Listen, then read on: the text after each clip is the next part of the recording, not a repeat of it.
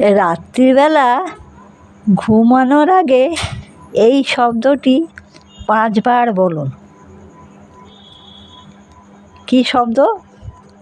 শব্দটি হচ্ছে ত্রিং।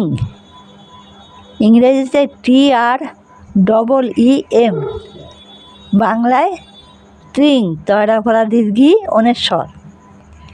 ত্রিং ত্রিং ত্রিং ত্রিং ত্রিং 5 বার। 5 বার বলুন না, ঘুমানোর আগে 5 বার বলুন।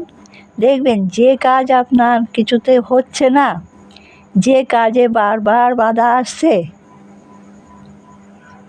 কিছু দিনের মধ্যেই কাজটা কিন্তু সুসম্পন্ন হবে।